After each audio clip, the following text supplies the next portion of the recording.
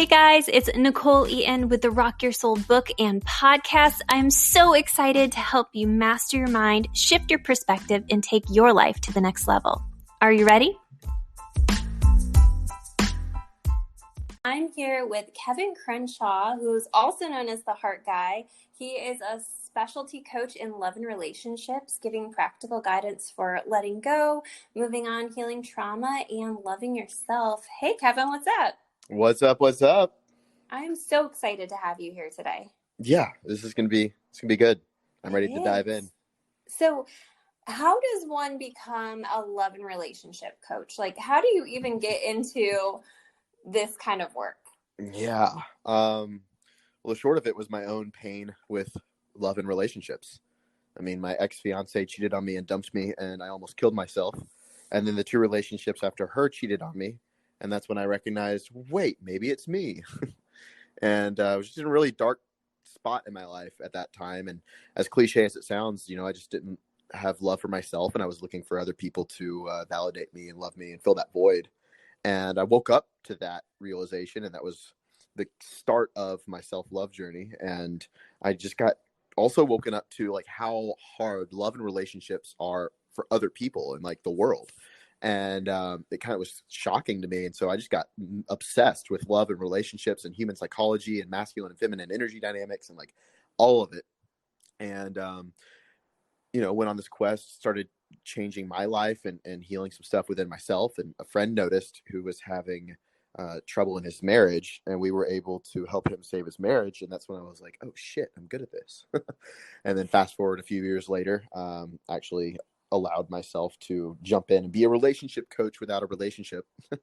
And here we are 2 years later. I've got live events, online courses, books on the way, all that stuff. And it's really rewarding. But I mean, at the core of what I do is I help people use the mirror of your love life to do the inner work.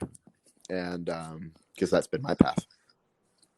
Yeah, I love that. And I always think it's amazing because a lot of people, especially in the like helping field, find their way to helping others by going through some significant stuff. 100%. Yeah. And I think I love that because, when you can move through it yourself, you can come out of it and authentically know what someone's really going through. Like, you've been in that dark space, what that feels like. And I think that dark space can be so isolating that, it feels like you're the only one in the world who feels like that. Everybody else is smiling sunshine and rainbows and you're in this dark space. And I know you mentioned when you were telling that story, you got to such a low space that, you're so heartbroken that you didn't even want to be alive anymore. And I think that there's so many people that after that heartbreak are in just such that low point. How do you come back from that space? So for anybody out there who's in that low, heartbroken, hopeless space, what is like a first step somebody can take to move themselves out of that? Yeah. And also before I answer that question, I also want to talk to people who maybe you don't think that you're in that low space. But maybe there's a pattern in your love life. You keep dating the same person with a different face or there's, some sense of this like inner void, or you're not loving yourself and you're really working on your relationships, whatever.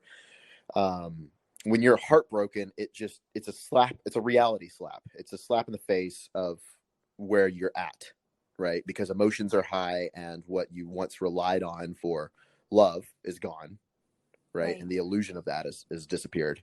So I kind of want to just talk to everybody that it really is having an honest conversation with yourself. And it's almost in a way like leaning into the pain. Rumi is one of my favorite poets, philosophers, whatever you want to call him. And he has a quote that says that the cracks are where the light enters. And sometimes your heart has to break enough till it opens. And so it's like when you're in that dark time, the healing is in the pain. It's not in distracting yourself. It's in learning the lesson. Because if you think about it, the reason that we go through patterns, negative patterns, right? Anything that happens over and over again, is because we're not learning our lesson. Think about it like a teacher, right? And you had a student, and the student's not passing a test. You're going to give that student study guides. You're going to give them, extra tutoring help. But at the end of the day, they got to learn the lesson or pass the test. Same thing.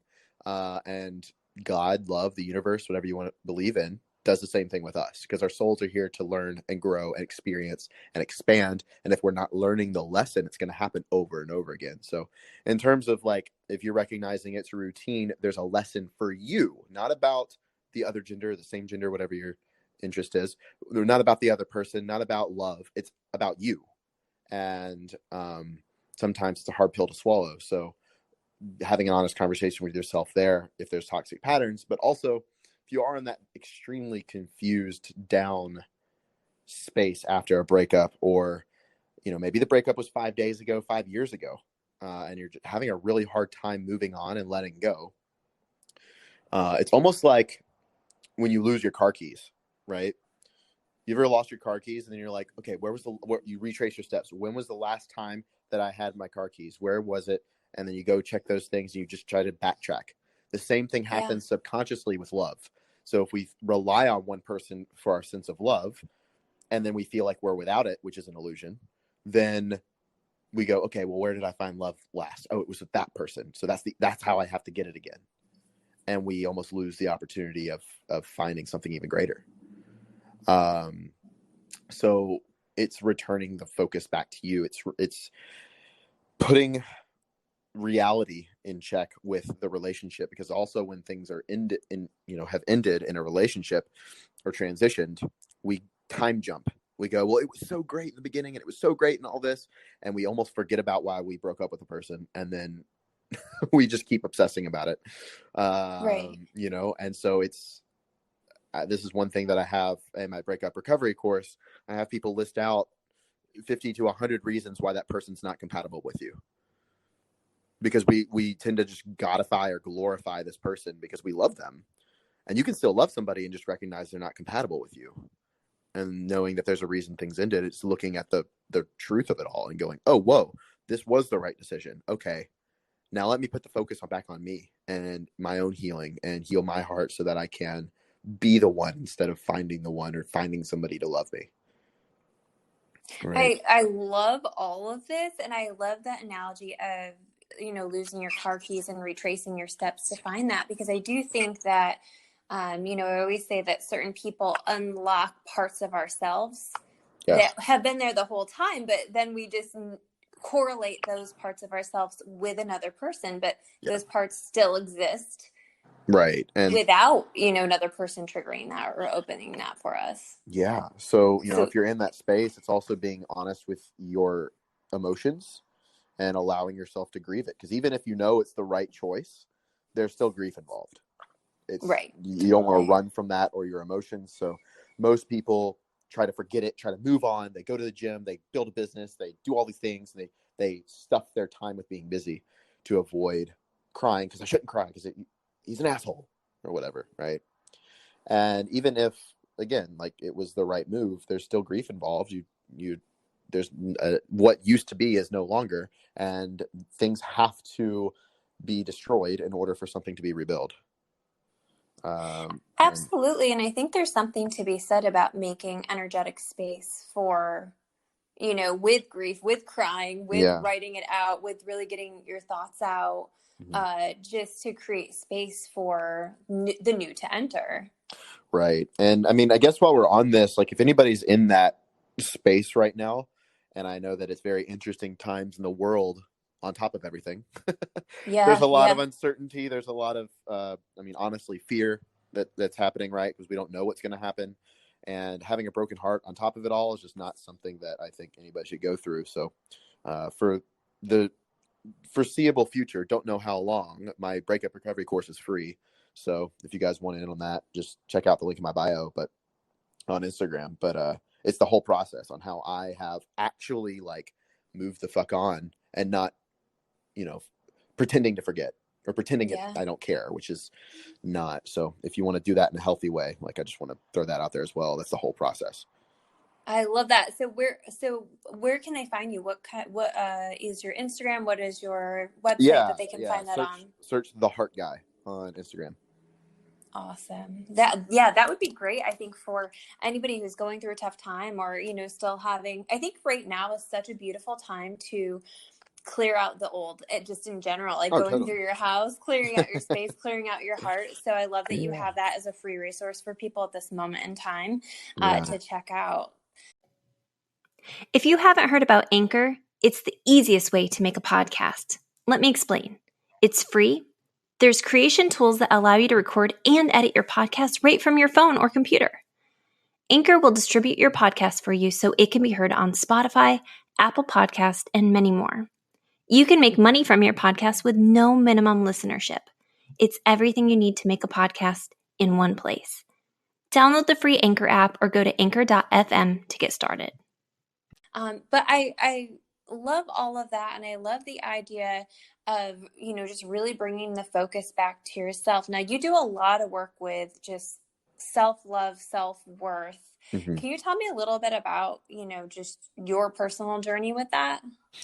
Yeah, it's interesting. Like I grew up as a kid that just loved everybody and was super spastic, wild, like goofy, and like loved people, right? And then I made some beliefs about myself and other people because of some quote unquote friends that I had growing up, and how I got love from my parents was from achieving and doing something is when I got attention. So I became like a massive achiever, which is amazing. And I'm glad that I have that side of me because I wouldn't be on this podcast quite literally if, and doing what I do if I didn't have that side of me. But it does have its shadow, right? So I was doing all of the things to be enough. And in that quest growing up, I fell into fitness. And the fitness industry is, it can be a slippery slope, and it became very quickly for me all about looks and not necessarily health. So I was abusing caffeine because I got attention for being the high energy, right? Like, and that's why, oh my God, you're so amazing. Like you got all this amazing energy. So when I wasn't energized, I felt like a piece of shit and not like valued or loved. So Oh, wow. I had Okay. to use a stimulus to get me there. And again, this is 10 years down the road looking back what was happening, but I abused caffeine for close to 9 years, having close to 1,000 milligrams a day. And a normal cup of coffee has 90. So I don't know how I'm alive, quite literally, because Well, that's, thank God for that. yeah, that's a lot Yeah, on your system. And totally. so, and your adrenals especially. So at the end of 2019, I detoxed, and it was an interesting process. But um, going back, just through my life, it was showing up in my love life where I was codependent and I was reliant on other people to be happy for me to be happy. And if I just make you happy, then I'm good, and I'll cater to you, right? And because I love so much, and it's almost like a badge of honor. And I was just neglecting doing the work myself. And then I fell into coaching. Um, and helping other people, which there's nothing wrong with helping other people, but I was using it as a vice to do and to not do the work myself. Right, And totally. again, like it's very hard to see that when you're in it. This is me looking back, right? And so once I healed stuff in my love life, I like doubled down on my business, and it wasn't until 2019 I got a massive slap in the face that was also like a midlife crisis, even though I'm only Yeah. 26. And it Right, was like right. fucking insane. In the summer of 2019, I just got back from a tour, back to back, like live events, 12-hour days. Like we went deep with people all over. It was in Dallas, LA, Toronto, and Miami. And like I'm on a high on life, like the biggest time in my career, launching online courses, like everything's growing, and I'm just helping so many people. And I get back from the tour, and in one day, I got an eviction notice on my door for $7,000 or quit in 3 days. I had a falling out with a friend. My business coach was threatening to sue me, and I stopped and I was like, "What the actual fuck is happening? I know I owe Right. people money, but like, what? How much do I owe?" And I sat down, added it up, and it was a little over $110,000. And I was like, Ooh. what the fuck? And Yeah. I went to the ocean, screamed it out, cried my eyes out, like, how did I get to this point? And that was when that was the moment that I realized I was showing up for everybody else and not even valuing myself, right? Like I was paying other people before I paid myself. I was, showing up for my clients while I was like going through processes and not in a space to, right? Quite literally. Right. And I recognized that I was massively out of integrity, and that boiled my skin because I'm huge on integrity. And when that was a slap in the face that woke me up. And so I basically went, I had to, it's ironic. I had to show up even more for other people to make all of that money, to, pay rent and time, to make sure that my business coach didn't sue me, and like all these things while I was like let go of caffeine. So I had no, my adrenals weren't working. I had no like energy while I was doing this. And so I really had to like just be present and real with myself while I was showing up. So it's like extreme showing up for myself, and I still had to show up for other people. And it was a very fine line and a very challenging 6 months that I went through. I mean, honestly, it's March right now. So I'm just, 2.5 months removed from it. And it's it's been insane. Like this is how I've actually started to love myself, is that making time for me, watching like what I consume, both in my body, but also the people that are in my life, and like actually taking everything to heart and implementing it. Um, and I think that's in a very interesting way. Like I had to almost stop doing for a second and just say, Yeah. and just be more, right? And that's part of the work that I help people do. Like even in their relationships, I help you stop for a second and put the focus on you and do some of the stuff, the inner work that you've been avoiding, or maybe you don't know that you've been avoiding, right? And that's really where you can show up for yourself and change your life. And it is painful at first. So, like me, it was a massive slap in the face, and some people it's a breakup, but it's always something that gives us that wake up call. And you can either wait for life to do that for you, or you can decide in the moment to stop ignoring what you know deep Yeah. down.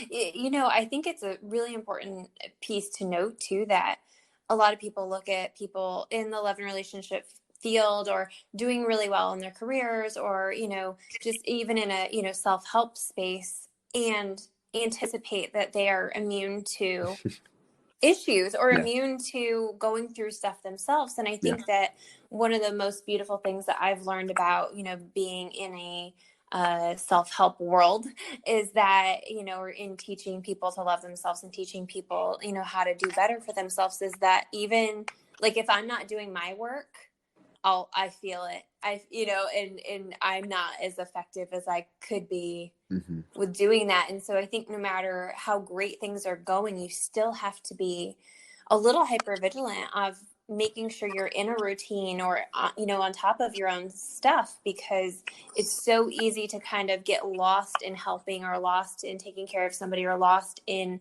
the mess of it, Mm-hmm. that you lose all the work you did in the first place to get there. Totally. And that's why I do what I do with such conviction, because I've literally walked this path myself. It's not something that I learned in a book or went to a seminar and got certified in. Like I just did this shit myself, and I know what helped me, and I help other people with that as well. Right. Yeah. And so it's like, essentially at the core of it all, I just was abandoning myself, and I didn't recognize it at the time, but symptoms of self-abandonment are, people pleasing. If you're beating yourself up all the time, like you have a really loud inner critic, or you're just shaming yourself for everything, you're not honoring your needs. So like having a hard time setting boundaries, you don't trust yourself, like you have anxiety, or you're overthinking all the time. Like those are symptoms of self-neglect, and not honestly showing up for yourself and your own emotions. So, um, that I was going through all of that stuff, and it's not to say that this stuff doesn't happen now. I just know how to navigate it and not let it run my life. Yeah, I think there's something to be said about catching it, like, you know, you're making progress, not that it doesn't ever happen, it's just that you're able to catch it quicker and move forward. Right. I think that's like the true sign of like success within yourself, is not that you've completely, you know, maybe that you've completely let go of some certain patterns, but I think just recognizing, oh, that is a pattern for me, and making a new choice. And speaking of patterns, you've talked quite a bit about just recognizing patterns and seeing patterns for yourself. Like, how can someone who's kind of new to that, just Mhm. language even, how can they recognize their own patterns, and what do you do once you do recognize your own patterns? Yeah, it's massive self-awareness, right? And it's like a that's like a meta level of self-awareness, because you're aware of yourself to the extent that you know um, your deep subconscious beliefs about yourself, about relationships, about love. Because all of that stuff, your subconscious makes up 70% of your decision making, and it's mainly formed from when you're born to the age of 7. So we learn about all of these things through our experience, or what was shown to us through the media, through our family, and through our experience, especially with friends too. So um, that's why a lot, therapists and psychologists go back to your childhood, because that's so ingrained in your decision making. So to think that, oh, like, yeah, I just got to be aware of it and then I'll make a new decision. Yes and no. Like, your subconscious is extremely strong, and so it's in changing the subconscious beliefs that's true healing. But to just become aware of those patterns is to sit with yourself. And this is an exercise that I give a lot of my clients. It's in my free breakup recovery course, is to write out your love life as a children's book. So once upon a time, there was a little boy or a little girl, and they grew up in a house like this, and their relationship with their daddy was like this, and their mommy was like this, and they learned these things, and then they met this friend, and then they met this lover, and you write it all out, bullet point it, and you'll learn very quickly, seeing it in third person, because you're not writing it in first person, you're writing it in third person about a character that you're writing, somebody else. And we're very quick, that gives you a very clear understanding of, yeah, of course, if somebody went through that, they're going to have this reaction when this happens, of course. Like, it also validates a lot of your life, and probably what you're shaming or beating yourself up for, because you're like, well, yeah, I just wanted love, and I didn't have the tools at the time, and so of course I went into that relationship with that person who didn't value me. Of course I beat myself up for these many years. Like, the truth, when you align to the truth of like your deepest, that's where you set yourself free. But it's getting out of your hurt. You're always showing up as your hurt or your heart, one of the two. And so it's getting out of that hurt side of you, and seeing things as your higher self, seeing things through the eyes of love, through the eyes of your heart, and just quite literally through a third person perspective, and saying, no, this is actually what's happening. I just want love and connection, and I had these beliefs because of these experiences. And once you're aware of it, it's not just that's literally step one. It's not the end of the story. A lot of people are addicted to labeling, and we almost get this adrenaline high for like, yeah, see, this is why that happened, and when you get this endorphin release, but once you're aware of it, that's where the work begins. I love that idea of writing it out as a children's book. And I think there's a lot to using that as a form of recognizing your patterns, recognizing where they come from. But I also love the idea of manifesting and writing what you'd like it to be as well. And just putting those, kind of rewriting your story in a lot of ways too. Oh How, yeah, like, that's a huge part of what I do as well. yeah, I love that. So for somebody who has a high inner critic, somebody who like talks to themselves and beats themselves up, obviously they can recognize it, but I think there is something to be said about that loop that kind of plays. How do you stop that? Like, where do you find that cutoff for somebody who is stuck in that repetitive critical loop for themselves? Right. So usually what happens, is you start beating yourself up, And then you're aware that you're beating yourself up. So you beat yourself up for beating yourself up. Right. Right. Yeah. Yeah. And it just becomes this loop. And there's just a lot of heaviness. And then you're really down on yourself. And you have to recognize that pushing it away is not the answer. But that's most of us, that's our go-to. I don't want to feel that. Get this out of here. Right. Right. Right. Instead of recognizing that fear is not inherently irrational, and that your inner critic comes from a place of fear, it's there to protect you. And so when you can see that, you can have an honest conversation with yourself, and I call it loving it away, which is seeing the intention. Your inner critic is there to protect you. If you let the inner critic take the steering wheel, it's going to fuck up your life, because you're just going to beat yourself up for beating yourself up, and you're just going to like be so inhumane on yourself. And I lived this for many years. And then you beating yourself up takes you out of the game and out of the present moment. So you're not able to be effective, and you're not able to love people. You're not able to do what you're looking to do, right? So we usually beat ourselves up because that's what our parents taught us. That's what how they like, no, just do better, right? Whatever it was. And we learned that behavior. So if I beat myself up, that's the just do it attitude. That's I don't care how you feel, just work, right? Yeah, And absolutely. that's more self-abandonment. So if you want to love yourself, you have to love it away, meaning it's almost like building a relationship with your inner critic and saying, cool, is this true? No, I'm not going to die. Thanks for showing up, but I'm going to choose this instead. Right. Yeah. And you almost thank your inner critic of, okay, yeah, I'm going to be honest right now. I'm feeling scared, but I know that this is true, and I'm going to choose this. And then you act immediately to get out of your head about it. But that's how I learned to navigate my inner critic.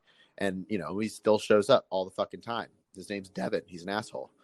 And I like named him. I do. And I name him. I always have my clients name him something funny, because it breaks your emotional state. It's like, Yes. oh, there's Devin, stupid asshole. All right. Well, yeah, thanks for showing up. But, that's not true. And it's aligning to the truth and aligning to the truth and aligning to the truth. And the more you can do that, the more you set yourself free from it all. But it's not fighting it. It's like, there's my inner critic. Damn it, I failed. Like, Right. breathe. There's your inner critic. You're feeling scared. Oh, well, what is that an honest emotion right now that needs to be there? Like, is there actual danger? Be real with yourself about it. And then I like to ask myself the question, what would love do? And if I loved myself, how would I carry myself right now? If I believed in myself, what would I do? Okay. And then do that, even if you're scared shitless, because ready is a lie. And the definition of courage is to act in spite of fear. So you just do it. I love that. And I think it's so important to push through that, because I think that's where a lot of people get stuck, is not pushing through that and letting the same stories block them and stop them. And so I think that is such a great tip, just to kind of move through it, to do it anyway, to do it before you're ready, and to make sure that you're, staying in alignment with your truth. Yeah, no, this is all really great stuff. I'm excited for everyone to hear this. If you had kind of just like one final, like, just something that you feel people need to hear, like maybe a common message that comes through through clients for you, or just what would you tell people about love, about relationships? What do you think's most important? Self-awareness. Yeah. Respect and self-awareness. So start to respect yourself and become aware of how you're not. And it is a tough road. It is facing shadows and it is swallowing hard pills. But the act of doing that is how you change your life. It's not by doing more. It's about becoming more. So, lean into the process. Make sure you have the right support group, the right friend group that's going to call the best out of you, and that's not going to validate your less than. Yeah, totally. And yeah. Oh, I love that. I think that, self-awareness is the key to self-love. And I, love that you were talking so much about just getting honest with yourself. That's definitely a practice that I preach in my work as well. And just the importance of telling yourself the truth, especially if you're in a low place. and telling yourself the truth from the eyes of love, from, Yeah. the universal perspective too, if you can reach it. But I am so grateful to have you on. Can you remind everybody of your information so they can get in contact with you and pick up your course? Yes, everything is on Instagram right now. You can search Kevin Crenshaw or the Heart Guy, and everything's posted there. Awesome. Thank you so much, Kevin, for spending some time with me today. I appreciate it. Yeah, thank you. Yeah, take care. All right, bye.